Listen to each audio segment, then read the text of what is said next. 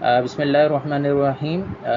हम बेटे अपने सेशन का आगाज़ करते हैं। हमारे पास जो है वो वक्त की बहुत कमी है। हमारे पास 1 घंटा ये है जिसमें मैं सेशन दूंगा और 1 घंटा जो है वो इंशाल्लाह डॉक्टर अहमद जो है वो सेशन देंगे। हमारा जो टॉपिक है वो है dangerous mixes, drug and drug food interactions. ठीक है। मुझे आप बेटे बहुत अच्छे से जानते हैं, कोई ऐसी जो है वो अलग से तारुफ़ की ज़रूरत नहीं है। ठीक है, हम एक छोटे से उस्ताद हैं आप बच्चों के, और आप लोग हमारे माशाल्लाह बहुत अच्छे से तालिब इल्म हैं, शागिर्द हैं। बहुत खुश रहें आप सब। नेक्स्ट कीजिएगा काइंडली। अच्छा, कोशिश कीजिएगा बेटा आप लोग स्लाइड के जो है वो स्क्रीनशॉट्स ले लें। आप रिक्वेस्ट कर लीजिएगा डॉक्टर अहमद से, अगर वो ये आपको स्लाइड जो है वो शेयर हो सकें तो भी ठीक है, अदरवाइज़ आप लोग अपने एंड से कोशिश कर लें कि आप लोग जो है वो स्क्रीनशॉट जो है वो ले लें। ठीक है। अच्छा, हम ड्रग और ड्रग फूड इंटरेक्शंस की जो है बात करते हैं। जब भी हम इंटरेक्शन की बात करते हैं तो हमें सबसे पहले पता होना चाहिए इंटरेक्शन क्या है। इंटरेक्शन का वर्ड जो है वो इंटरेक्ट से निकला है। ठीक है। और इंटरेक्ट का मतलब होता है कि एक चीज़ जो है वो दूसरे के साथ जो है वो कम्युनिकेट हो रही है, दूसरे के साथ उसका कोई ना कोई बॉन्ड बन रहा है। ठीक है, उसको हम कहते हैं इंटरेक्शन। ये इंटरेक्शन आपकी फ़िज़िक्स में भी, केमिस्ट्री में भी, बायोलॉजी में भी, हर जगह बहुत ज़्यादा जो है वो इम्पॉर्टेंट है। ठीक है। हम जब ड्रग्स की बात करते हैं तो एक ड्रग जो है वो दूसरी ड्रग के साथ जो है वो इंटरेक्ट कर रही होती है। आप लोग जैसे स्कूल या कॉलेज में, यूनिवर्सिटी में आप लोग जो है वो देखते होंगे कि आप जब किसी के साथ इंटरेक्ट करते होंगे तो आप एक जो है वो कंक्लूड करते होंगे कि यार ये मेरी तबीयत के हिसाब से जो है मुझे समझ नहीं आया, ये स्टूडेंट, मेरा कोलीग मुझे समझ नहीं आ रहा। तो आप उससे या तो बहुत ज़्यादा करीब हो जाते हैं या आप उससे बहुत ज़्यादा दूर हो जाते हैं, या आपकी बॉन्डिंग बहुत ज़्यादा अच्छी हो जाती है या आपकी बॉन्डिंग बहुत ज़्यादा ख़राब हो जाती है। इसी को हम कहते हैं इंटरेक्शन। ठीक है। तो कुछ ड्रग्स ऐसी होती हैं जो दूसरी ड्रग्स के साथ जब कंबाइन होती हैं या एक ही वक्त में एक ड्रग के साथ दूसरी ड्रग को लिया जाता है, तो या तो उन ड्रग्स का जो है वो जो रिज़ल्ट है, जो थेरेप्यूटिक इफ़ेक्ट है वो बहुत ज़्यादा बढ़ जाता है, या उनमें से किसी एक ड्रग का थेरेप्यूटिक इफ़ेक्ट बहुत ज़्यादा कम हो जाता है, या दोनों का ही थेरेप्यूटिक इफ़ेक्ट कम हो जाता है। ठीक है। सेम केस हमारा जो है वो ड्रग फूड इंटरेक्शंस का है। ठीक है, उसमें भी ऐसा ही है। आप ड्रग इस्तेमाल कर रहे हैं लेकिन आप साथ में कोई ऐसा फूड ले रहे हैं, कोई ऐसी हर्ब इस्तेमाल कर रहे हैं जिससे जो है वो आपकी जो है वो ड्रग की जो है वो एक्टिविटी बहुत ज़्यादा बढ़ गई या ड्रग की एक्टिविटी बहुत ज़्यादा कम हो गई, तो भी आप जो है वो आपके जो है या तो फार्माकोकाइनेटिक्स या फार्माकोडायनेमिक्स दोनों में अगर चेंज आ रहा है तो उनको जो है वो हम कहते हैं या तो ड्रग इंटरेक्शन या ड्रग फूड इंटरेक्शन। ठीक है, कोई ना कोई ऑल्ट्रेशन आनी चाहिए, या बहुत ज़्यादा इंक्रीज़ या बहुत ज़्यादा डिक्रीज़, या कोई भी अफेक्ट ना आए, नो अफेक्ट आए। यानी मिसाल के तौर पे आप बच्चे सेकंड ईयर के हैं या थर्ड ईयर के स्टूडेंट्स हैं, तो कुछ ड्रग्स ऐसी होती हैं जो एगोनिस्ट होती हैं और कुछ ड्रग्स ऐसी होती हैं जो एंटागोनिस्ट होती हैं। ठीक है, तो वो ड्रग्स अगर आप एगोनिस्ट और एंटागोनिस्ट को एक ही टाइम पे ले लेंगे तो ज़ीरो अफेक्ट आएगा, नो अफेक्ट आएगा। यानी जो एगोनिस्ट है वो भी थेरेप्यूटिक एक्टिविटी शो नहीं करेगा और जो एंटागोनिस्ट है वो भी अपनी थेरेप्यूटिक एक्टिविटी शो नहीं करेगा। तो इसको बहुत अच्छे से समझने वाली ये बात है। इसी के बाद जो है वो हमारे जो है वो रिज़ल्ट्स आते हैं जिसमें टॉक्सिसिटी हो सकती है। ठीक है, कोई ना कोई जो है वो एडीआर आ सकता है जिसकी वजह से आपकी जो है वो हेल्थ जो है वो और ज़्यादा कंप्रोमाइज़ हो सकती है। ठीक है, तो अगर हम पहली स्लाइड को देखें तो पहली स्लाइड में यही हम बात कह रहे हैं कि ये जो ड्रग इंटरेक्शंस हैं ये ड्रग की जो है वो सेफ्टी को और एफिकेसी को बहुत ज़्यादा जो है वो अफेक्ट कर रहे होते हैं। ठीक है, और एक जो कॉमन ड्रग इंटरेक्शंस हैं या ड्रग फूड इंटरेक्शंस हैं वो हर हेल्थ केयर प्रोफेशनल्स के लिए जानना बहुत ज़्यादा ज़रूरी है। क्या वो एमबीबीएस डॉक्टर्स हों, क्या वो नर्सेज़ हों, क्या वो फार्मासिस्ट हों, क्या वो न्यूट्रिशनिस्ट हों, सबके लिए जो है ये drug interactions, drug food interactions जो है वो जानना बहुत ज़्यादा ज़रूरी हैं। ठीक है, और जब हम बात करते हैं न्यूट्रिशनल सप्लीमेंट्स की और वेस्टर्न प्रोडक्ट्स की, तो भी जो है हमें बहुत ये बात अच्छे से पता है कि हम एलोपैथिक ड्रग्स और होम्योपैथिक ड्रग्स को भी जो है वो एक साथ अच्छे से जो है वो इस्तेमाल नहीं कर सकते। कोई ना कोई एक जो है वो हमें जो है वो सप्लीमेंट लेना होगा, या तो हम वेस्टर्न ड्रग लें, या हम एलोपैथिक मेडिकेशंस लें, या हम जो है वो न्यूट्रिशनल सप्लीमेंट्स लें। ठीक है, अब हम कॉमन ड्रग इंटरेक्शंस की बात कर लेते हैं। कौन से ऐसे मेजर जो है वो ऐसे ड्रग इंटरेक्शंस हैं जो कि आप बच्चों को पता होने चाहिए। ठीक है, अच्छा, सबसे पहली अगर हम बात करें तो एंटीबायोटिक्स जो है वो हम ब्लड थिनर्स के साथ जो है वो नहीं दे सकते, ठीक है। जितनी भी एंटीबायोटिक्स हैं मेजरली आप बच्चों को पता होंगी, जैसे इनकी मेजर क्लासेस हैं पेनिसिलिन, सेफेलोस्पोरिन्स, ठीक है, मैक्रोलाइड्स। इनको हम कोशिश करते हैं कि हम ब्लड थिनर्स के साथ ना दें। ब्लड थिनर्स वो एजेंट्स जो कि ब्लड को जो है वो थिन करवाते हैं। फॉर एग्जांपल एस्पिरिन एक बहुत मेजर जो है वो ड्रग है जो कि ब्लड थिनर के तौर पे इस्तेमाल होती है, ठीक है। दोनों का जो अफेक्ट है वो जो है वो एंटागोनिस्ट अफेक्ट है, ठीक है। दोनों का जो है वो एक तरीके से नो अफेक्ट आएगा। एक जो है वो अगर अपनी एक्टिविटी देगा तो दूसरा जो है वो उसकी एक्टिविटी कम करेगा, ठीक है। अच्छा, हम दूसरी बात करते हैं मैक्रोलाइड्स की और स्टैटिन्स की। ये भी एंटीबायोटिक की बहुत मेजर ड्रग क्लास है। प्रोटीन सिंथेसिस इनहिबिटर्स हैं ये मैक्रोलाइड्स, और ये जो स्टैटिन्स हैं ये कोलेस्ट्रॉल लोवरिंग एजेंट्स हैं। तो जब हम इन दोनों मेडिकेशंस का एक साथ इस्तेमाल करते हैं, मैक्रोलाइड्स का और स्टैटिन्स का, तो हमें जो है जो रिज़ल्ट देखने को मिलता है वो हमें मिलता है मस्कुलर डिसऑर्डर, या जिसे हम रेब्डोमायोलाइसिस भी कहते हैं, या जिसे हम मायोपैथी भी कह रहे होते हैं, ठीक है। यानी मस्कुलर जो है वो ब्रेक डाउन होने लग जाता है, जिसकी वजह से बहुत ज़्यादा जो है वो मसल्स में जो है वो वीकनेस होने लग जाती है, ठीक है। तो जब भी हम एंटीबायोटिक का इस्तेमाल करें तो हम जहन में रखें कि एक तो जो हमने आप बच्चों को काउंसलिंग बताई थी कि जो एंटीबायोटिक हैं वो जो है उनका कोर्स कंप्लीट करना है, टाइम पर लेनी है, और जो है वो दूध के साथ इस्तेमाल नहीं करना, ये बहुत बेसिक है। लेकिन अगर हम स्टैटिन्स की बात करें या हम अगर ब्लड थिनर्स की बात करें तो आप जहन में रखें कि हम जो है वो इनके साथ भी इन एंटीबायोटिक्स का इस्तेमाल कतई ना करें, ठीक है।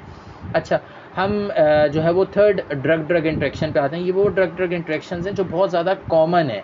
आप जब इंशाल्लाह क्लिनिकल साइट पर आएंगे, प्रैक्टिस में आएंगे इंशाल्लाह, हॉस्पिटल साइट पे, कम्युनिटी साइट पे या क्लिनिकल साइट पे, तो आप बच्चों को ये ड्रग्स जो है वो बहुत ज़्यादा कॉमनली जो है वो चलते हुए मिलेंगी, रनिंग मिलेंगी। ये जो है ड्रग क्लासेस की मैं बात कर रहा हूँ, इसमें डिफरेंट ड्रग्स हैं, ठीक है। ये आप बच्चे जो है बहुत जहन में रखें, ये बहुत ब्रॉड वे में मैं आप बच्चों को बता रहा हूँ। अगर मैं हर ड्रग का नाम लेने लग जाऊंगा तो आप बच्चे बहुत ज़्यादा इस लेवल पे कंफ्यूज हो जाएंगे। तो अभी सिर्फ मेजर ड्रग क्लास जहन में रख लें।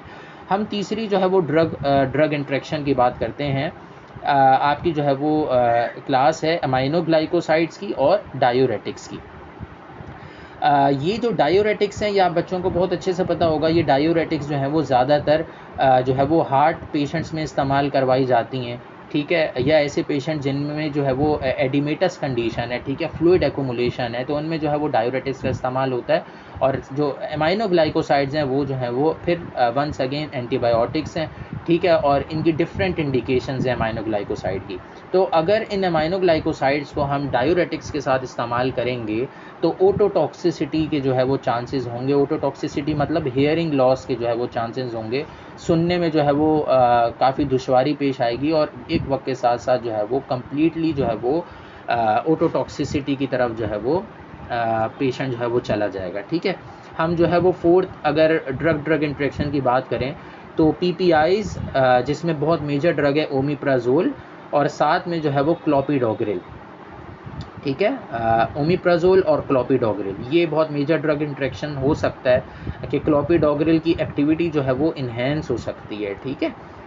ओमिप्राजोल पीपीआई है। पीपीआई मतलब प्रोटॉन पंप इनहिबिटर्स, जो कि एसिडिटी को जो है वो रिड्यूस करते हैं। जो हार्ट बर्न के पेशेंट्स हैं या जो जर्ड के पेशेंट्स हैं उनमें जो है वो ओमिप्राजोल जो है वो दी जाती है। इसी तरह क्लोपिडोग्रिल जो है once again platelet aggregation inhibitor है, ठीक है। ब्लड थिनर के तौर पे इसको इस्तेमाल करवाया जाता है। तो अगर हम ओमिप्राजोल को क्लोपिडोग्रिल के साथ देंगे तो फिर क्लोपिडोग्रिल की एक्टिविटी जो है वो बढ़ जाएगी। नेक्स्ट अगर हम देखें ड्रग इंट्रैक्शन मेजर, वो आपका जो है वो SSRIs का है प्लस विटामिन के साथ, ठीक है। यानी ब्लीडिंग जो है वो अगर हम विटामिन के और SSRI जो है वो ले रहे हैं, ठीक है, तो ब्लीडिंग के जो है वो चांसेस होंगे, ठीक है। SSRIs जो है वो क्या करवाते हैं, SSRIs वंस अगेन जो है वो एंजाइटी और डिप्रेशन की कंडीशंस में जो है वो इंडिकेटेड होते हैं। Selective serotonin reuptake inhibitors. और विटामिन के जो है वो हमारी बॉडी में नेचुरली भी जो है वो सिंथेसाइज होता है, और इसके सिंथेटिक सप्लीमेंट्स भी हैं, ठीक है। लेकिन हमारी बॉडी में जो सिंथेसाइज हो रहा है वो एक बहुत बहुत जो है वो कंट्रोल्ड वे में जो है वो सिंथेसाइज होता है और जो है वो रिलीज़ होता है। लेकिन अगर हम सिंथेटिक वे में ले रहे होंगे तो फिर जो है वो इसके नुकसानात वंस अगेन हमें देखने को मिलेंगे अगर हम SSRIs के साथ इस्तेमाल कर रहे होंगे, ठीक है। इसी तरह SNRIs और ओपिएट मेडिकेशंस। SNRIs जो हैं वो कहलाती हैं सेरोटोनिन नॉरएपिनेफ्रिन रीअपटेक इनहिबिटर्स। ये आप लोग इंशाल्लाह थर्ड ईयर में जो बच्चे मौजूद हैं या अगर आप लोग थर्ड ईयर में आएंगे तो आप लोग इंशाल्लाह पढ़ेंगे। जब एंग्जाइटी और डिप्रेशन को बहुत डिटेल में डिस्कस करेंगे आप लोग थ्योरी में, तो आप लोग SSRIs SNRIs को जो है वो पढ़ेंगे और जब आप उनके इंट्रैक्शंस को देखेंगे तो आपको ये सारे इंट्रैक्शंस जो है वो देखने को मिलेंगे, ठीक है। तो इसमें मेजर क्या है, ओपिएट मेडिकेशंस के साथ अगर दी जाते हैं, ठीक है, जो ओपियोइडल जो है वो एनाल्जेसिक्स हो गए, ठीक है। फॉर एग्जांपल मॉर्फिन जो है वो ओपियोइडल एनाल्जेसिक है, जो है वो इसी तरह जो है वो कोडीन ओपियोइडल एनाल्जेसिक है। तो ये जो ओपिएट मेडिकेशंस हैं ये जब हम SNRIs के साथ देंगे तो सेरोटोनिन सिंड्रोम जो है वो होगा। और सेरोटोनिन सिंड्रोम का ये मतलब है कि एक्सेसिव जो है वो सेरोटोनिन की जो है वो जो कि एक बहुत मेजर न्यूरोट्रांसमीटर है, हमारी ब्रेन से रिलीज़ होता है। तो अगर ये बहुत एक्सेसिव क्वांटिटी में हो जाए तो आपकी बॉडी में जो है वो डिफरेंट जो है वो कंडीशंस होने लगती हैं, सिम्टम्स आने लगते हैं। मिसाल के तौर पे फ्लशिंग जो है वो आने लगती है, कहीं ना कहीं रैशेस जो है वो पड़ने लग जाते हैं, ठीक है। इसी तरह जो है वो और डिफरेंट जो है वो ऐसे सिम्टम्स जो है वो आपको महसूस होने लगते हैं, जिससे आप इंडिकेट कर लेते हैं कि यार मुझे जो है वो कोई स्पेसिफिक जो है वो टॉक्सिसिटी जो है वो हुई है, ठीक है। अच्छा, नेक्स्ट कीजिएगा काइंडली। अच्छा, आपके पास बेटे नेक्स्ट स्लाइड आ गई होगी। इसमें फिर जो है कुछ ड्रग इंट्रैक्शंस हैं जिनको हम डिस्कस कर लेते हैं। एनसेड्स और ब्लड थिनर्स का एक बहुत मेजर ड्रग इंट्रैक्शन है। आप बच्चों को बहुत अच्छे से पता है ब्लड थिनर्स की हम बात कर रहे हैं, पहले भी हमने ब्लड थिनर्स की बात की।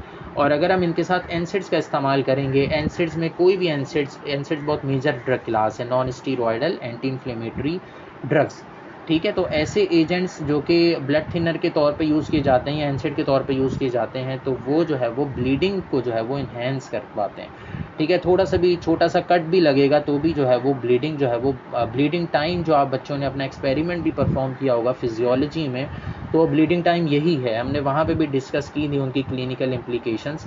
तो ब्लीडिंग टाइम जो है वो बहुत ज़्यादा बढ़ जाएगा और जब ब्लीडिंग टाइम बढ़ जाएगा तो आप बच्चों को बहुत अच्छे से बात पता है कि हेमरेज की कंडीशन जो है वो हो सकती है। तो कोशिश करनी है कि एस्प्रिन का इस्तेमाल या क्लोपिडोग्रिल का इस्तेमाल भी आप एनसेड के साथ जो है वो ना इस्तेमाल करें, ठीक है। इसी तरह एनसेड जो है वो एस इनहिबिटर्स के साथ इस्तेमाल नहीं होते, ठीक है। एनसेड जो है वो आप बच्चों को बहुत अच्छे से पता है ये जो है OTC मेडिकेशंस होती हैं, लेकिन इनके नुकसानात बहुत ज़्यादा होते हैं, जैसे ब्लीडिंग को जो है ये इन्हेंस करवाती हैं, ठीक है। इसी तरह जो है ये नेफ्रोटॉक्सिसिटी भी करवाती हैं। तो एस इनहिबिटर जो है वो एंटी हाइपरटेंसिव एजेंट्स हैं, ठीक है। अगर उन एंटी हाइपरटेंसिव एजेंट्स का इस्तेमाल हम एनसेड्स के साथ करेंगे तो ज़्यादा चांसेस होंगे कि किडनी फेलियर का रिस्क जो है वो बहुत ज़्यादा बढ़ जाए, ठीक है। और आप बच्चों को बहुत अच्छे से बात पता है एनसेड जो है वो हम दिन में जो है वो TDS भी इस्तेमाल कर सकते हैं, 3 टाइम्स भी इस्तेमाल कर सकते हैं।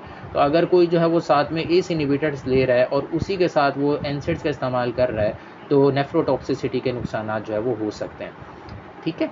अच्छा, नेक्स्ट जो है वो हम बात कर लेते हैं एस इनहिबिटर्स की और पोटेशियम स्पेयरिंग जो है वो डायूरेटिक्स की। ये पोटेशियम स्पेयरिंग डायूरेटिक्स जो है वो एक डायूरेटिक्स की क्लास है, ठीक है।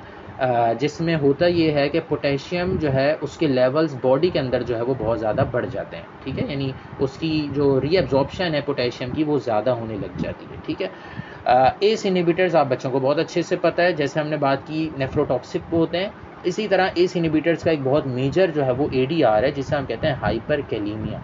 यानी अगर साथ में आप पोटेशियम स्पेयरिंग डायूरेटिक भी ले रहे हैं, ठीक है, यानी आपको कोई भी हार्ट का मसला है, सही है, और एडीमा की कोई कंडीशन है, ठीक है, और साथ में आपको ब्लड प्रेशर का भी मसला है, ठीक है, या आपको हार्ट फेलियर के केसेस में जैसे एस इनहिबिटर्स और डायूरेटिक्स दी जाती हैं, तो उन कंडीशंस में हम जो है वो कोशिश करते हैं कि इनका इस्तेमाल जो है ऐसे वक्त पे करवाएं कि इनको हम एक साथ इस्तेमाल ना करवाएं, एटलीस्ट 6 आवर्स का जो है वो वक्फा हो।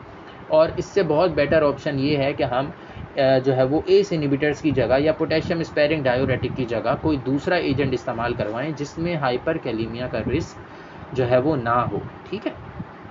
अच्छा, हम बेटे नेक्स्ट जो है वो अपने इंटरेक्शन पर आते हैं, जिसमें कोडीन का पैरासीटामोल के साथ एक बहुत मेजर ड्रग इंटरेक्शन है। ठीक है, एनाल्जेसिक इफेक्ट है। ठीक है, एनाल्जेसिक इफेक्ट मिसाल के तौर पे आपने जो है वो, एक मैं आपको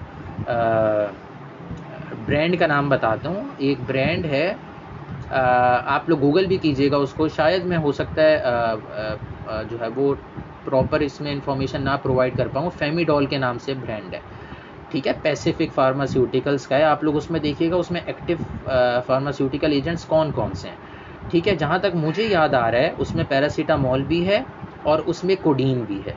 ठीक है, और ये उन पेशेंट्स में फेमिडॉल जो है वो ज़्यादातर दी जाती है जिनको मिग्रेन का जो है वो इशू होता है। ठीक है, तो ये उस कंडीशन में ड्रग इंट्रैक्शन तो है, लेकिन उस पेशेंट के लिए बहुत बेनिफिशियल है। ठीक है, तो कुछ ड्रग इंट्रैक्शंस आपके लिए बहुत बेनिफिशियल होते हैं, लेकिन कुछ आपके लिए बहुत ज़्यादा रिस्की होते हैं, बहुत हार्मफुल होते हैं। तो अगर हम पैरासीटामोल और कोडीन की बात करें, तो कोई ऐसा पेशेंट है बहुत सीवियर, उसको मिग्रेन अटैक्स आते हैं, तो उसमें ये एनाल्जेसिक एक्टिविटी इन्हेंस करेगा, यानी उसका जो हेड एक है, जो बहुत सीवियर है, वो जो है वो उसके क्या हो जाएंगे, रिड्यूस हो जाएंगे। ठीक है, अच्छा, हम बात करते हैं इसी तरह नाइट्रेट्स की और सिल्डेनाफिल की। ठीक है, नाइट्रेट जो है ये आप लोग बच्चे इंशाल्लाह आगे पढ़ेंगे।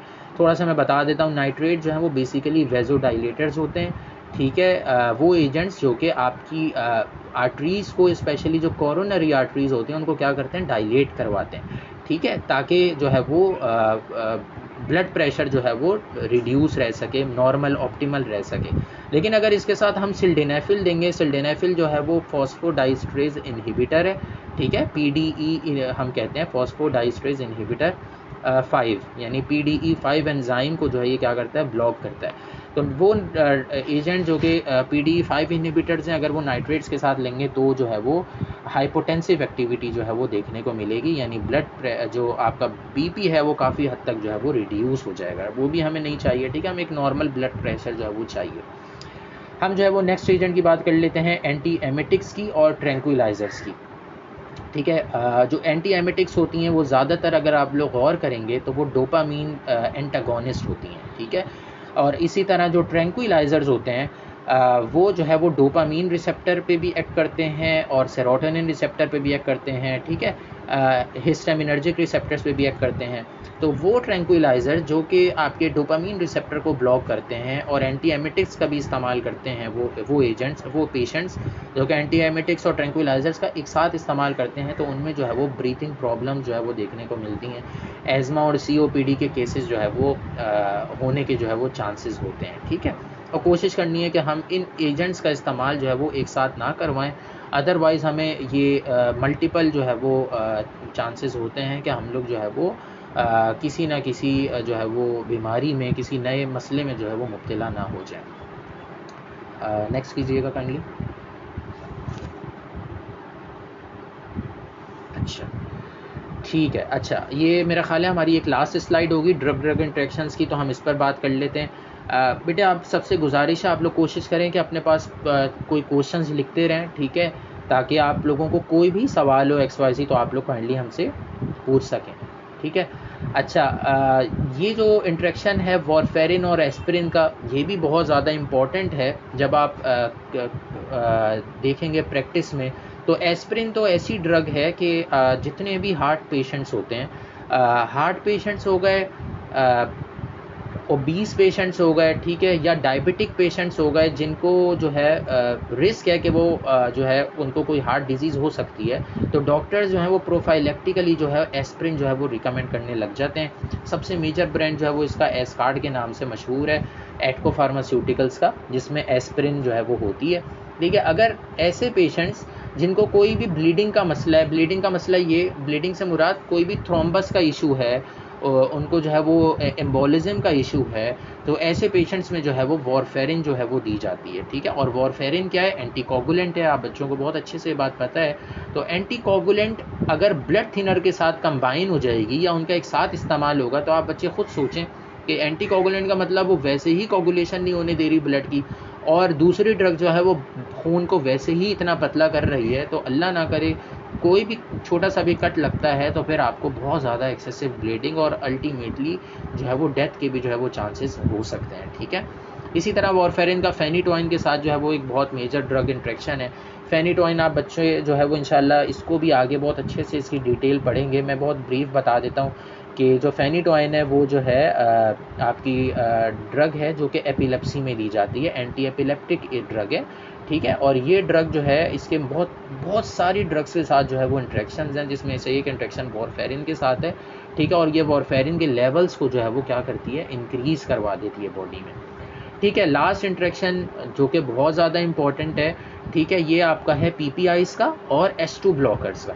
पीपीआईज़ आप बच्चों को बहुत अच्छे से पता होगा, मैंने आप बच्चों को अभी बताया, जैसे ओमिप्राजोल हमने पहले बात की थी, वो भी पीपीआई के अंदर आती है, प्रोटॉन पंप इनहिबिटर्स के में, ठीक है। और H2 ब्लॉकर्स जो हैं, ये H2 रिसेप्टर जो है वो हमारे जीआई साइड पे जो पेराइटल सेल्स होते हैं वहाँ पे जो है ये जो H2 रिसेप्टर्स हैं वो मौजूद होते हैं, ठीक है, जो कि आपका जो आपकी जो एसिड है HCl है, हाइड्रोक्लोरिक एसिड, उसको जो है वो रिलीज़ करवाते हैं। लेकिन जो जब हम H2 ब्लॉकर्स की बात करते हैं तो वो H2 रिसेप्टर्स को ब्लॉक कर देंगे और वो जो HCl का रिलीज़ है वो जो है वो नहीं हो पाएगा, ठीक है। तो ऐसी कंडीशन में आपकी जो स्टमक की pH है वो एसिडिक जो है वो नहीं रहती, बल्कि क्या हो जाती है, वो बेसिक साइड पे जो है वो मूव कर जाती है, और वो भी हमारे लिए नुकसानदेह है, ठीक है। तो क्योंकि पीपीआईज और H2 ब्लॉकर्स दोनों जो है वो स्टमक की एसिडिटी को एक तरीके से डिक्रीज़ करते हैं, तो वो आपकी एसिडिटी से शिफ्ट होकर जो है वो बेसिसिटी की तरफ चली जाएगी, और उसकी वजह से भी जो है वो डिफरेंट जो है वो अफेक्ट जो है वो देखने को मिलेंगे, ठीक है। ये जो है बहुत मेजर ड्रग इंट्रैक्शंस थे जो कि मैंने आप बच्चों के सामने जो है बहुत ब्रीफ वे में कोशिश की है कि मैं आपके सामने पेश करूं। मैं आप बच्चों से बार बार ये पहले भी कह रहा था, अभी भी कह रहा हूं कि ड्रग इंट्रैक्शंस एक पूरी एक अलग से फील्ड है, ठीक है, जिसमें जो है वो हम सिर्फ रिसेप्टर्स को देखते हैं कि रिसेप्टर्स जो है वो उनके जो है वो क्या क्या उन रिसेप्टर्स के अफेक्ट्स हैं, ठीक है। एक रिसेप्टर पर अगर एक ड्रग जो है वो बाइंड हो रही है, ठीक है, तो उस बाइंडिंग की वजह से जो है वो बॉडी में जो है वो क्लिनिकली क्या क्या जो है वो असरात जो है वो देखने को मिल रहे हैं, और उन्हीं को हम कहते हैं इंट्रैक्शंस।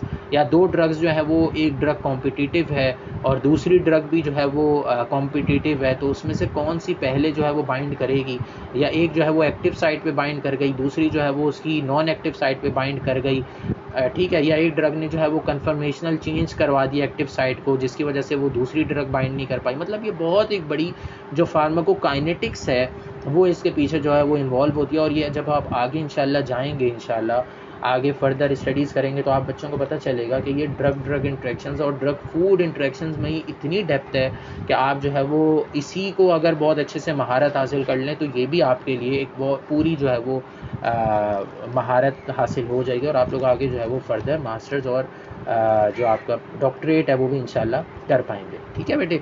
अच्छा, यहाँ तक बेटे आप बच्चों को कोई भी सवाल है तो आप लोग काइंडली हमसे पूछें, ठीक है। कोशिश करें कोई भी सवाल है तो आप लोग अपना माइक ओपन करके हमसे सवाल पूछ लें, ताकि हम in remaining half an hour में अपना सेशन कंप्लीट करें और फिर नेक्स्ट सेशन जो है वो डॉक्टर अहमद इंशाल्लाह दें। अच्छा, हम बेटे आगे बढ़ते हैं। ड्रग इंट्रैक्शंस हमारे हो गए हैं, हम कोशिश करते हैं हम लोग जो है वो ड्रग फूड इंट्रैक्शंस पर आएँ, ठीक है। हमारे पास बेटे टाइम काफ़ी कम है, तो हम कोशिश करते हैं कि हम जो है वो ड्रग फूड इंट्रैक्शंस को भी इस मुकर्ररा टाइम पर जो है वो कवर अप कर लें। अच्छा, हम जब ड्रग फूड इंट्रैक्शंस की बात करते हैं तो आप ये तीन जो है वो आपके पास एरोज़ जो है वो नज़र आ रहे होंगे, और इसमें कुछ चीज़ें लिखी हुई हैं, इसको आप कोशिश कर लें, स्क्रीनशॉट ले लें। जब हम ड्रग फूड इंट्रैक्शन की बात करते हैं तो फिर वही बात, जैसे मैंने आप बच्चों को कहा था कि कभी ऐसा होता है कि ड्रग की एक्टिविटी जो है वो बढ़ जाती है, और कभी होता है ड्रग की एक्टिविटी जो है वो डिक्रीज़ हो जाती है, ठीक है। अच्छा, जो तीसरा पॉइंट है वो ये है कि ड्रग की एक्टिविटी जो है वो तो बढ़ गई, लेकिन उस बढ़ने की वजह से बॉडी में जो है वो कोई ऐसा मेटाबोलाइट प्रोड्यूस हुआ जो कि बॉडी के लिए बहुत ज़्यादा टॉक्सिक था या नुकसानदेह था, ठीक है। तो हम इन तीनों एस्पेक्ट्स को कवर करने की कोशिश करते हैं, और काफ़ी सारे ड्रग इंट्रैक्शंस इसी में आप बच्चों को जो है वो ड्रग फूड इंट्रैक्शंस जो है वो नज़र आएंगे, ठीक है। अच्छा, जब हम ड्रग फूड इंट्रैक्शंस की बात करते हैं तो हम इसमें पहला जो है वो डिस्कस कर लेते हैं आपका इंक्रीज एक्टिविटी ऑफ ड्रग, ठीक है। तो अगर हम इसमें पहला देखें इंसुलिन या diabetic agents, anti diabetic agents with alcohol, ठीक है। इसमें जो है ये पता चल रहा है कि हमने अल्कोहल की कंजम्पशन जो है वो इंसुलिन के साथ या ऐसी ड्रग्स जो कि डायबिटीज़ को कंट्रोल कर रही हैं, ठीक है, उनके साथ जो है वो इस्तेमाल नहीं करनी। अदरवाइज़ जो है वो जो आपकी ड्रग्स हैं, ठीक है, जो कि यानी इंसुलिन है या एंटी डायबिटिक एजेंट्स हैं, उनकी जो है वो एक्टिविटी क्या हो जाएगी, बढ़ जाएगी। और अल्टीमेटली जो आपको अफेक्ट देखने को मिलेगा वो मिलेगा हाइपोग्लाइसीमिया का, ठीक है। और हाइपोग्लाइसीमिया और हाइपरग्लाइसीमिया दोनों आपकी बॉडी के लिए जो है वो बहुत ज़्यादा नुकसानदेह हैं, ठीक है। दूसरा हम अगर देखें इसी में स्टेटिन्स का ग्रेप फ्रूट के साथ, ठीक है, यानी अगर हम ग्रेप फ्रूट जूस इस्तेमाल कर रहे हैं, ठीक है, स्टेटिन्स के साथ, स्टेटिन फिर मैंने आप बच्चों को बताया था पहले कि कोलेस्ट्रॉल लोवरिंग एजेंट है, ठीक है, और इसके जो है वो ग्रेप फ्रूट जूस के साथ अगर आपने इस्तेमाल की है ये ड्रग, तो वो स्टेटिन्स की एक्टिविटी जो है वो बहुत ज़्यादा इन्हेंस हो जाएगी, ठीक है। तीसरी अगर हम बात करें once again grapefruit juice, ये जो ग्रेप फ्रूट जूस है ये आप बच्चों को अमूमी तौर पे हर जगह से मिल जाता है, कोई ऐसी उसकी बात नहीं है पाकिस्तान में, कराची में। लेकिन अगर आप ऐसे पेशेंट हैं कि आपको कोई क्रॉनिक डिसऑर्डर है, ठीक है, डायबिटीज़ का, हार्ट का कोई डिसऑर्डर है, ठीक है, या ओबेसिटी का मसला है, तो आप कोशिश करें कि उस कंडीशन में जो है वो ड्रग्स के साथ कभी भी जो है वो ग्रेप फ्रूट जूस का इस्तेमाल जो है वो ना करें, ठीक है। अगर हम तीसरा देखें तो कैल्शियम चैनल ब्लॉकर्स जो कि आपके एंटी हाइपरटेंसिव एजेंट्स हैं, वो भी ग्रेप फ्रूट जूस के साथ इस्तेमाल जो है वो नहीं होते, ठीक है, ताकि जो है वो उनकी एक्टिविटी जो है वो ना इन्हेंस हो, ठीक है। चौथी अगर हम बात करें एग्जाम्पल की, तो इसमें erectile dysfunction drugs with grep fruit juice, यानी जो 3 एजेंट्स हैं अगर आप अंदाज़ा लगाएं तो ग्रेप फ्रूट जूस के ही जो है वो इंट्रैक्शन है ड्रग के साथ, डिफरेंट ड्रग क्लासेस के साथ, ठीक है। वो ड्रग्स जो कि आपकी इरेक्टाइल डिस्फंक्शन में जाती हैं, इम्पोर्टेंस की कंडीशन को जो है वो ट्रीट करती हैं, तो उन ड्रग्स का जो है वो स्टेटिन्स के साथ एक बहुत ग्रेप फ्रूट जूस के साथ एक बहुत मेजर इंट्रैक्शन है और उनकी एक्टिविटी भी जो है वो बहुत ज़्यादा बढ़ जाती है, ठीक है। हम दूसरे एस्पेक्ट की बात करते हैं, डिक्रीज एक्टिविटी ऑफ ड्रग, ठीक है। अब इसमें अगर हम देखें वारफेरिन विद विटामिन के, आप बच्चों को ये बात बहुत अच्छे से पता है विटामिन के कोगुलेंट है और वारफेरिन बहुत अच्छे से आप बच्चों को ये बात पता है कि वो एंटी कोगुलेंट है, ठीक है। तो अगर हम वारफेरिन ले रहे हैं और वारफेरिन के साथ विटामिन के का इस्तेमाल कर रहे हैं सिंथेटिक फॉर्म में, सिंथेटिक फॉर्म से मुराद ये कि हम कोई विटामिन के का सप्लीमेंट ले रहे हैं या विटामिन के की जो है वो ऐसे सप्लीमेंट्स ले रहे हैं जो कि नेचुरल सोर्स से आ रहे हैं। For example green leafy vegetables में जो है वो विटामिन के होता है, तो आप ग्रीन लीफी वेजिटेबल्स का इस्तेमाल जो है वो वारफेरिन के साथ अगर कर रहे हैं तो आपकी जो एक्टिविटी है वो काफ़ी हद तक जो है वो रिड्यूस हो जाएगी उस ड्रग की, यानी वारफेरिन की, ठीक है। और जो वारफेरिन का काम है कि उसने एंटी कोगुलेशन प्रोवाइड करनी है, उनमें जो है वो काम नहीं आ पाएगी। और वो पेशेंट जिनमें थ्रोम्बस का मसला है, एम्बोलिज्म का मसला है, उन पेशेंट्स को जो है वो ठीक होने में बहुत ज़्यादा फिर टाइम लगेगा। हम अगर दूसरी इसकी एग्जांपल की बात कर लें, digoxin with high fibre diet या हाई फाइबर हर्ब्स, ठीक है। डिजॉक्सिन जो है वो बहुत नैरो थेराप्यूटिक इंडेक्स ड्रग है, ठीक है, बहुत लो डोज पे जो है वो इसका इफेक्ट आता है और इसकी टॉक्सिसिटी भी डिजॉक्सिन की जो है वो हो जाती है, ठीक है। एरिथमिया की कंडीशन में ये ड्रग जो है वो जाती है, हार्ट के जो है वो सेवियर डिसऑर्डर्स में जैसे एट्रियल फ्लटर या एट्रियल फिब्रिलेशन की कंडीशन में जो है इस ड्रग को देते हैं। लेकिन अगर आप बहुत हाई फाइबर डाइट इस्तेमाल कर रहे हैं तो भी जो है वो डिजॉक्सिन की एक्टिविटी जो है वो काफ़ी हद तक रिड्यूस हो जाएगी, ठीक है। अगर हम तीसरी ड्रग की बात करें, एजेंट की बात करें, तो टेट्रासाइक्लिन्स या सिप्रोफ्लॉक्सिसिन का इस्तेमाल आप जो है वो डाइटरी प्रोडक्ट्स के साथ नहीं कर सकते। मुझे उम्मीद है मैंने जब आप बच्चों को इंटर्नशिप करवाई होगी और मैंने आप बच्चों को काउंसलिंग बताई होगी तो मैंने उसमें पॉइंट लाजमी डिस्कस किया था, ठीक है, कि जो एंटीबायोटिक्स हैं, स्पेशली जो आपकी सिप्रोफ्लॉक्सिसिन है, जो क्विनोलोन्स जिन्हें हम कहते हैं, वो या साथ में टेट्रासाइक्लिन एजेंट जो है वो जो है वो डाइटरी प्रोडक्ट्स के साथ नहीं लेते। क्यों? क्योंकि ये चिलेट्स बना लेते हैं और चिलेट्स बनकर जो है वैसे ही विदाउट एनी थेरेप्यूटिक इफेक्ट ये जो है वो एक्सक्रीट आउट हो जाते हैं, तो डिक्रीज़ हो गई एक्टिविटी, ठीक है। ये सारे क्या हैं? ड्रग फूड इंट्रैक्शंस हैं। अच्छा, वो एजेंट्स जो कि बॉडी में टॉक्सिसिटी कॉज करवा लेते हैं, हम उनको भी जो है वो डिस्कस कर लेते हैं। मिसाल के तौर पे acetaminophen with alcohol causes liver toxicity. आप बच्चों के बात बहुत अच्छे से पता है, अब माशाल्लाह समझदार बच्चे हैं। जो पेनाडोल है ड्रग टैबलेट है, उसमें जो है वो एसिटामाइनोफिन होता है, ठीक है। और पेनाडोल जो है वो आप अल्कोहल के साथ नहीं इस्तेमाल करवाती, क्योंकि अल्कोहल भी जो है वो at the end liver toxicity जो है वो करवा रहा होता है, ठीक है। अच्छा, जो दूसरी आपकी टॉक्सिसिटी है वो यहाँ पर मोनोएमीन ऑक्सीडेज इनहिबिटर्स जिन्हें हम माओ इनहिबिटर्स भी जो है वो कहते हैं, ठीक है। ये मोनोएमिन ऑक्सीडेज बॉडी में एक एंजाइम होता है जो कि बॉडी में नेचुरली तौर पर जो है वो सेरोटोनिन और नॉरएपिनेफ्रिन के रीअपटेक को जो है वो नहीं होने दे रहा होता, ठीक है। उनको जो है वो डिग्रेड करवाता है सेरोटोनिन को और नॉरएपिनेफ्रिन को।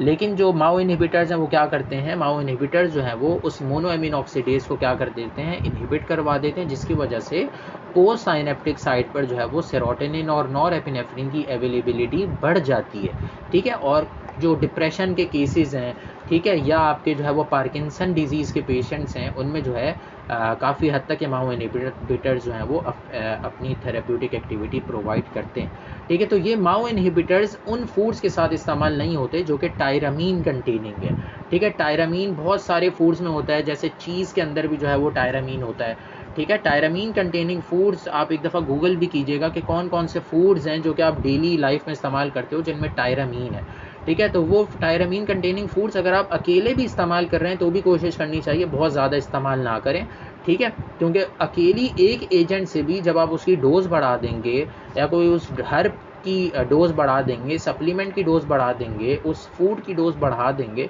तो भी तो वो वन एजेंट ही आपके लिए जो है वो काफ़ी है आपकी बॉडी को कंप्रोमाइज़ करने के लिए। ज़रूरी नहीं है कि आपने 2 ही चीज़ों का इस्तेमाल करना है तो आपकी बॉडी नुकसानदेह होगी। इस कॉन्सेप्ट को भी अभी से क्लियर कर लें, ठीक है। तो अगर माओ इनहिबिटर्स का इस्तेमाल जो है वो टायरामीन कंटेनिंग फूड्स के साथ ले रहे हैं तो हाइपरटेंसिव क्राइसिस की कंडीशन हो सकती है। हाइपरटेंसिव क्राइसिस का मतलब ये कि इतना एलिवेटेड हो जाएगा आपका ब्लड प्रेशर कि आप जो है वो आपके ऑर्गन फेलियर्स भी जो है वो हो सकते हैं, ठीक है। मल्टीपल ऑर्गन फेलियर्स भी जो है वो हो सकते हैं, ठीक है। अच्छा, ये मैंने आपको बहुत सारे ड्रग फूड इंटरेक्शंस एक ही स्लाइड में जो है वो बताने की कोशिश की है। इसके बाद की स्लाइड में हम कोशिश करेंगे थोड़ा इन ब्रीफ जो है वो चलते रहें और आप बच्चों को काफ़ी चीज़ें क्लियर होंगी। अच्छा, अगर हम इसकी बात करें कैल्शियम की, फिर वही वंस अगेन आपने जो है वो कैल्शियम सप्लीमेंट्स भी आप ले रहे हैं, ठीक है, और साथ में आप जो है वो मिल्क का इस्तेमाल कर रहे हैं, ठीक है, तो भी जो है वो थोड़ा जो है वो उससे जो है वो रिज़ल्ट ये होगा कि एट द एंड जो है वो कैल्शियम टॉक्सिसिटी जो है वो हो जाएगी, ठीक है। कैल्शियम भी जो है वो हमारी बॉडी में बहुत ज़्यादा इंपॉर्टेंट एलिमेंट है, लेकिन फिर वही इसके अगर ज़्यादा हम क्वांटिटी में ले लें या कम ले लें तो भी हमारे लिए नुकसानदेह है, ठीक है। तो इसमें भी यही पॉइंट लिखा हुआ है बेटे, ऑस्टियोपोरोसिस मेडिकेशंस का लिखा हुआ है इसमें एक पॉइंट, बहुत अच्छा पॉइंट है। वो मेडिकेशंस जो कि ऑस्टियोपोरोसिस में जाती हैं या ऑस्टियोआर्थराइटिस में जाती हैं, ठीक है, तो वो मेडिकेशंस भी जो है वो कैल्शियम को जो है वो क्या करवा रही होती हैं, उसकी एक्टिविटी को इन्हेंस करवा रही होती हैं, कैल्शियम को ज़्यादा रीअब्जॉर्ब करवा रही होती हैं ताकि बॉडी में कैल्शियम की अवेलेबिलिटी रहे।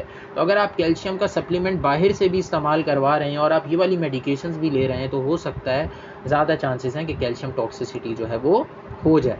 इसी तरह सेकंड आपका जो interaction once again green leafy vegetables का वॉरफेरिन के साथ, डिफरेंट एंटीकोगुलेंट्स के साथ मैं आप बच्चों को बता चुका हूँ बहुत अच्छे से। थर्ड पर आ जाते हैं बिटर ऑरेंजेस का जो है वो बेंजोडाइज़ेपिन्स के साथ जो है वो इंट्रैक्शन है, ठीक है। बेंजोडाइज़ेपिन्स में ये वो एजेंट्स हैं जो कि आपकी एंग्जाइटी को जो है वो एक तरीके से कंट्रोल कर रहे होते हैं, ठीक है। तो बिटर ऑरेंजेस के साथ या जो आपके कैल्शियम चैनल ब्लॉकर्स हैं उनके साथ जो है वो बिटर ऑरेंजेस के भी जो है वो इंट्रैक्शंस होते हैं, ठीक है। हम अल्कोहल की बात कर लें तो आपने बहुत अच्छे से पहले हमने डिस्कस कर लिया है कि पैरासीटामोल टॉक्सिसिटी के जो है वो चांसेस हो सकते हैं। इसी तरह अल्कोहल जो है वो और भी डिफरेंट जो है वो कंडीशंस में जो है वो दे रहे होते हैं, सॉरी नहीं दे रहे होते अल्कोहल तो, लेकिन अल्कोहल के साथ अगर हम डिफरेंट ड्रग्स दे रहे हैं तो उसकी वजह से जो है वो नुकसानात होंगे बहुत सारे हमारी बॉडी में। इसमें मेजर आपका जो रिज़ल्ट आएगा वो हेपेटोटॉक्सिसिटी का आएगा, ठीक है। हम टायरामीन कंटेनिंग फूड्स की बात कर चुके हैं, ठीक है, जो कि माओ इनहिबिटर्स के साथ जाएंगे तो हाइपरटेंसिव क्राइसिस के जो है वो चांसेस होंगे, ठीक है। इसी तरह जो है वो ये मेजर जो है वो ड्रग इंट्रैक्शंस हैं जो कि आप बच्चों ने पढ़े। डिजॉक्सिन मैंने आप बच्चों को बहुत अच्छे से बताया है कि बहुत नैरो थेरेप्यूटिक है, तो वो आपने कोशिश करनी है किसी भी डाइट के साथ इस्तेमाल ना करें, वो अलग से जो है वो इस्तेमाल करें दवा। इसी तरह जो थायराइड की ड्रग्स हैं जो कि आपके हाइपोथायरॉयडिज्म के लेवल्स को जो है वो ठीक करती हैं या हाइपर थायरॉयडिज्म के लेवल्स को ट्रीट करती हैं, जितनी भी थायराइड के एजेंट्स हैं तो वो एजेंट्स भी जो है वो कोशिश करनी चाहिए कि आप किसी भी फूड के साथ इस्तेमाल ना करें, मतलब वो आपने एम्प्टी स्टमक जो है वो इस्तेमाल करने, ठीक है। यहाँ तक बहुत सारे हमने जो है वो इंटरेक्शंस जो है वो डिस्कस किए हैं। 2-3 इंटरेक्शंस रह गए हैं, वो मैं आप बच्चों से इन ब्रीफ डिस्कस कर लेता हूँ। ग्रिल्ड मीट की अगर हम बात करें, ठीक है, ग्रिल्ड मीट बहुत जो है वो हम लोग अपने रोज़मर्रा उसमें जो है वो लाइफ में इस्तेमाल कर रहे होते हैं, ठीक है, और हम बाहर जाते हैं तो भी हम इन चीज़ों का इस्तेमाल करते हैं। तो वो मेडिकेशंस जो कि आपकी एज़मा को जो है वो कंट्रोल करवाती हैं, यानी कोई ऐसा पेशेंट है जो कि एज़मेटिक पेशेंट है और वो कोई एज़मा की ड्रग ले रहा है, ठीक है, और वो साथ में ग्रिल्ड मीट का इस्तेमाल कर रहा है, ठीक है, तो वो जो इफ़ेक्ट है वो जो है उन एंटी एज़मेटिक्स का वो जो है वो काफ़ी हद तक रिड्यूस हो जाएगा और एज़मा के अटैक्स जो है वो उसको पेशेंट को जो है वो आने लग जाएंगे, ठीक है। इसी तरह अगर हम मिल्क की बात कर लें, ये बहुत अच्छे से आप बच्चों को बात बता चुका हूँ बेटे बार बार कि जितनी भी ऐसे सप्लीमेंट्स हैं जिसमें एंटीबायोटिक्स हो गई, ठीक है, या लेग्जेटिव्स हो गए, लेग्जेटिव्स वो ड्रग्स होते हैं जो कि स्टूल को जो है वो सॉफ्टन करवाते हैं, ठीक है, तो वो एजेंट्स भी जो है वो मिल्क के साथ इस्तेमाल नहीं करने चाहिए, ठीक है, उससे भी जो है वो ड्रग की एक्टिविटी काफ़ी हद तक जो है वो रिड्यूस हो जाती है, ठीक है। अगर हम बेटे नेक्स्ट स्लाइड पर जाएं तो इसमें आप देखें स्ट्रॉबेरीज़ का लिखा हुआ है, रसबेरी का लिखा हुआ है, ये बहुत मशहूर आपके जो है फ्रूट्स हैं, ठीक है, जो कि हम इस्तेमाल कर रहे होते हैं, लेकिन इनको भी जो है वो हमें कोशिश करनी चाहिए कि हम ड्रग्स के साथ जो है वो इस्तेमाल ना करें। अमूमी तौर पे आपने देखा होगा बहुत अच्छे से कि हम जो है वो खाना खाते हैं, खाने के बाद कोई फ्रूट खाते हैं और फ्रूट खाने के बाद जो है वो हम कोई ड्रग ले लेते हैं, ठीक है, वो जो क्रॉनिक पेशेंट्स होते हैं, तो ये बहुत एक गलत प्रैक्टिस है। कोशिश करनी चाहिए कि अगर फ्रूट खाने के बाद, अव्वल तो लेने नहीं चाहिए, खाने से पहले लेने चाहिए फ्रूट, मगरिब से इशा के दरमियान आप फ्रूट का इस्तेमाल कर लें और इशा के बाद आप जो है वो खाने का इस्तेमाल कर लें, और खाने के बाद अगर आपने कोई अल्लाह ना करे कोई भी दवा लेनी है तो आप उस दवा का इस्तेमाल करें। ये एक बहुत बेस्ट जो है वो प्रैक्टिस है कि आपने लाइफ को कैसे बेटरली गुजारना है, ठीक है, तो आपने कोशिश करनी है स्ट्रॉबेरी का इस्तेमाल ना करें, जो है वो स्टोन्स जो है ये स्ट्रॉबेरी जो है वो प्रोड्यूस करती है। इसी तरह रसबेरी का इस्तेमाल आप ना करें, ठीक है, रसबेरी का इस्तेमाल करेंगे तो ये एस्प्रिन की जो है के साथ जो है वो टॉक्सिसिटी हो जाएगी, ठीक है, और जिसे हम कहते हैं सैलिसाइलिज्म, जिसे हम कहते हैं सैलिसाइलेट टॉक्सिसिटी की जो है वो चांसेस होंगे, और इसका भी एक मेजर रिप्रेजेंटेशन जो है वो आपकी हियरिंग लॉस जो है वो होती है, ठीक है। अच्छा, इसी तरह अगर हम नेक्स्ट स्लाइड की बात करें तो इसमें अगर हम देखें लिखा हुआ है regular consumption of high fat diet, ठीक है, वो आपने हाई फैट डाइट का इस्तेमाल अव्वल वैसे ही नहीं करना, ठीक है, अगर आप चाहते हैं कि आप जो है वो एक लाइफ लॉन्ग जो है वो ज़िंदगी गुजारें, एक हेल्दी ज़िंदगी गुजारें, ठीक है, तो कोशिश करनी चाहिए कि आप हाई फैट डाइट या हाई जंक फूड्स का कभी भी इस्तेमाल ना करें, उसमें फैटी कंटेंट बहुत ज़्यादा होता है, और वो मेडिकेशन जो कि आर्थराइटिस को कंट्रोल करती हैं या इन्फ्लेमेशन को कंट्रोल कर रही होती हैं, उन मेडिकेशंस के साथ जो है वो इनका एक बहुत मेजर ड्रग इंटरेक्शन जो है वो देखा जाता है, ठीक है। अच्छा, इसी तरह शायद ये लास्ट स्लाइड है जिंको बाइलोबा की, ठीक है, जिंको बाइलोबा जो है एक बहुत मशहूर जो है वो हर्ब है जिसको लोग इस्तेमाल करते हैं अपने मेमोरी इन्हेंसमेंट के लिए, ठीक है, और जो है वो अपनी कॉग्निटिव एबिलिटी को जो है वो इन्हेंस करने के लिए, ठीक है, तो जिंको बाइलोबा का इस्तेमाल जो है वो आपने एस्प्रिन के साथ नहीं करना, हेपरिन के साथ नहीं करना, वॉरफेरिन के साथ नहीं करना, और कोमेडिन जो है एक जो है एजेंट है, इनके साथ जो है इस्तेमाल नहीं करना, अदरवाइज़ जो है वो ब्लड थिनिंग जो है वो एक्टिविटी जो है वो बढ़ जाएगी और जो है वो एट द एंड हेमरेज के चांसेस जो है वो होंगे, ठीक है। तो इन ड्रग इंट्रैक्शंस का और ड्रग फूड इंट्रैक्शंस का जो है बहुत जगह अपनी जगह मेजर रोल है, जो कि हमने कोशिश किया आप बच्चों के सामने जो है वो डिस्कस करें। अच्छा, हम नेक्स्ट पर आते हैं। कॉमन ड्रग इंट्रैक्शंस और ड्रग फूड इंट्रैक्शंस हमारे लिए बहुत ज़रूरी हैं कि हम लोगों को पता हो ताकि हम सेफ़ मेडिकेशन यूज़ जो है वो करवा सकें, ठीक है।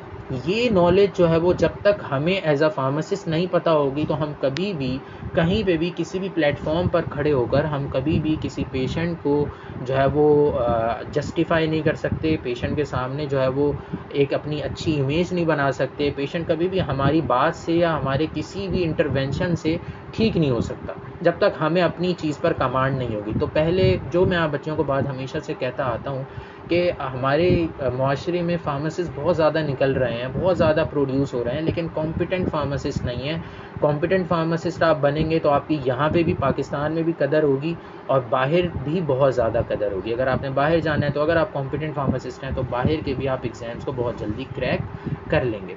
ठीक है, तो इनकम्प्लीट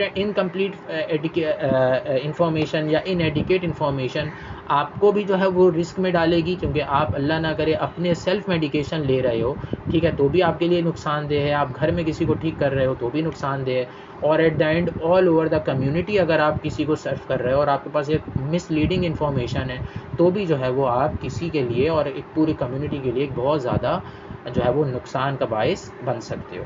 ठीक है, अच्छा, ये लास्ट स्लाइड है बेटे। कोई भी सवाल हो आप बच्चों को आप लोग पूछें मुझसे। ठीक है, ये कुछ जो है मेरे सोशल मीडिया प्लेटफॉर्म्स हैं जहाँ पर जो है वो मैं कोशिश करता हूँ कि अपनी मैं कुछ वीडियोस डालूँ, कुछ अच्छी बातें डालूँ।